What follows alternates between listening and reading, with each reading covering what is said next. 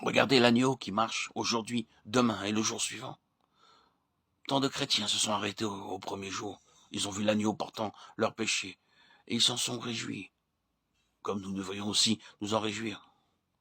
Nous nous sommes arrêtés à cette vision. Nous gardons toujours les yeux fixés sur le premier jour, oubliant qu'aujourd'hui, demain et après-demain, ainsi que tous les jours que Dieu fait, nous devons constamment regarder l'agneau pour des choses tout à fait pratiques. Il faudra à maintes reprises que vous et moi, nous disparaissions de la scène, les circonstances devenant trop difficiles à supporter, et que nous nous replacions un court instant devant le Seigneur pour remporter la victoire dans ce combat. Ce combat qui fait rage dans nos âmes au sujet de nos réactions et de nos attitudes provocatrices. Il se peut que nous ayons à régler ce contentieux par la lutte et que nous en ressortions victorieux grâce à l'esprit de l'agneau, en remettant le tout entre les mains du Seigneur, qui nous répondra en son temps. C'est cela, suivre l'agneau. L'agneau se retirait souvent pour être avec son père à cause des situations qu'il rencontrait. Il lutta jusqu'au bout. Puis, il fit un pas de plus. Puis, ayant fait quelques pas en avant, il se jeta contre terre et pria que s'il était possible cette heure s'éloigne de lui. Il disait, « Abba, Père, toutes choses te sont possibles, éloigne de moi cette coupe. Toutefois, non pas ce que je veux, mais ce que tu veux. » Marc 14, 35-36.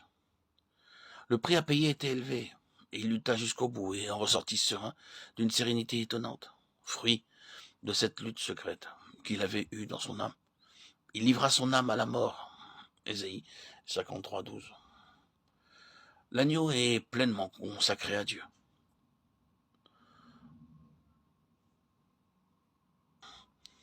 Lorsqu'il vint au Jourdain pour être baptisé, Jean fit la déclaration suivante. « Voici l'agneau de Dieu. » Telle était l'attitude d'entière consécration que Jésus avait adoptée initialement. L'agneau immolé dès la fondation du monde déclare à présent devant la foule et à la face du monde que de toute éternité, son attitude à l'égard des intérêts de Dieu a toujours été empreinte de consécration. Je suis venu pour faire ta volonté. Je ne suis pas venu pour remettre en question ou pour contester cette volonté. Je ne suis pas venu non plus pour l'admirer. Je suis venu pour l'accomplir en tout point, totalement de A à Z. L'épisode du Jourdain ne fait ressortir que la proclamation du Fils. Il ne s'agissait pas d'accepter la volonté de Dieu.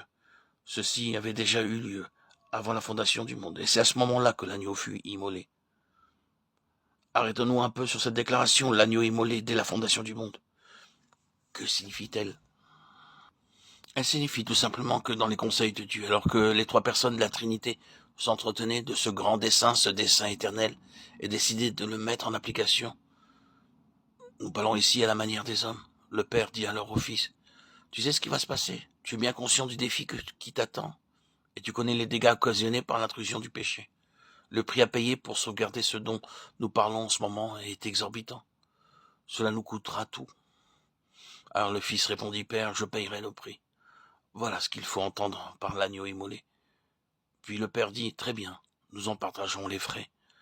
Le prix à payer sera à la fois le mien et le tien. » Et c'est à cet instant que nous pouvons intercaler cette phrase, « Dieu a tant aimé le monde qu'il a donné son Fils unique. » Lorsque le Fils fit son apparition ici-bas, il ne fit que prendre publiquement sur terre la position qu'il avait entérinée auparavant et la proclamer ouvertement.